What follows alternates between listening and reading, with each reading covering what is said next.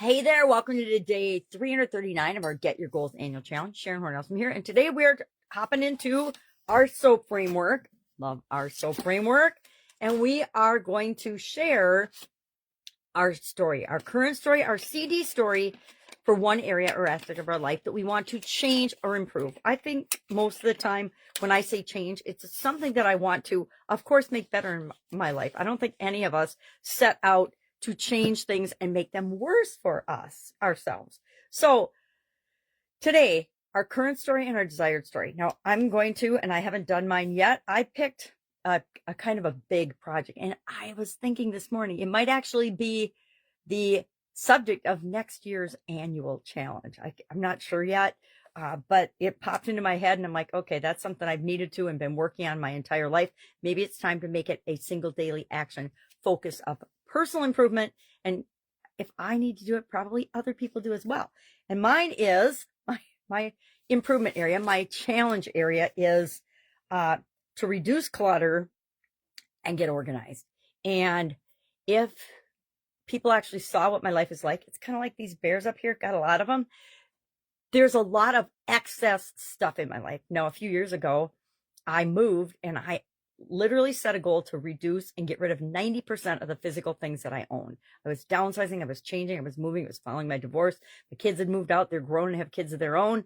It was time to really start getting rid of things. So I did. I actually achieved that goal, which is mind-boggling, but I still have and have accumulated a whole lot more of things that I don't use.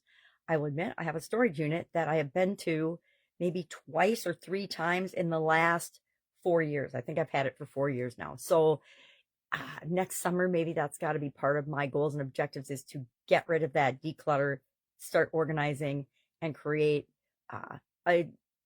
it's not things that bother me. It's just, it's always in my mind or the back of my mind. It's not, I'm usually not conscious of it. I am very good at blocking it out, but that is the thing that I'm going to work on today. So that's a little bit of my current story, right? Well, what's my desired story? I want to be able to flow through my life in a more carefree, less cluttered way, a more organized, more direct way. I guess more like how I communicate versus how I actually have things in my personal background.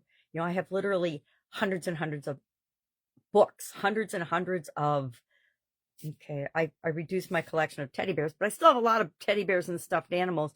And at 63, going on 64, do I really need so many stuffed animals? Probably not. I like to pull them out for each of the seasons because they give me joy and make me smile. And so maybe I do need them. All right.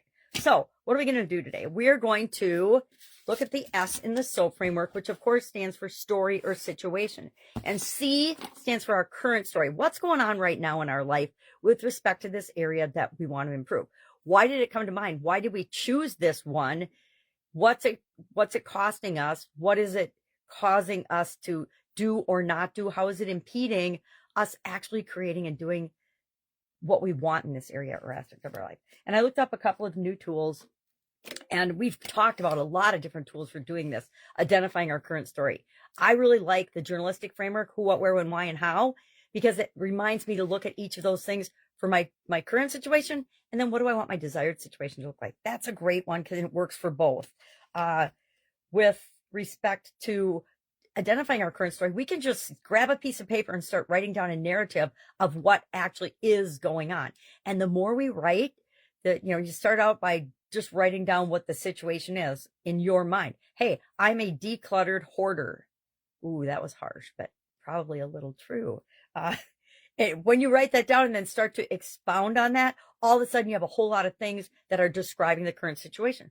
Well, that becomes a list of actionable things to change as we're going to our desired state. So it actually kind of kills two birds with one stone by creating the what is list. And by doing that, that clearly identifies, well, these are the things I don't want in this current story. So let's envision and start visualizing and thinking about and describing and creating the future story, how we want it to be for ourselves. And like I said, this one thing, it's kind of like communication or confidence. It impacts every other area and aspect of my life. Physically, it impacts me probably the most because it's literal physical stuff. But guess what? We also have a lot of clutter, or I personally do, and I think most human beings do, emotionally, spiritually, financially. We have beliefs and thoughts that we don't want to hang on to anymore. And those are also a form of clutter or disorganization, right? So what are we doing today? Our action item is to identify our current story and our desired story. Why? Because that creates the gap and the dissonance between where we are and where we want to be. And that motivates and drives us automatically to move toward what it is that we want and away from what we don't want. I want to just quick look at, grab a magnifying glass and look at what I wrote down in my notes for today. Visualization techniques, emotional storytelling, and narrative reframing are 3 different ways to look at our current story. And then 3 different ways to look at our desired story are goal-oriented storytelling. What's the goal that you want, and tell a story around that.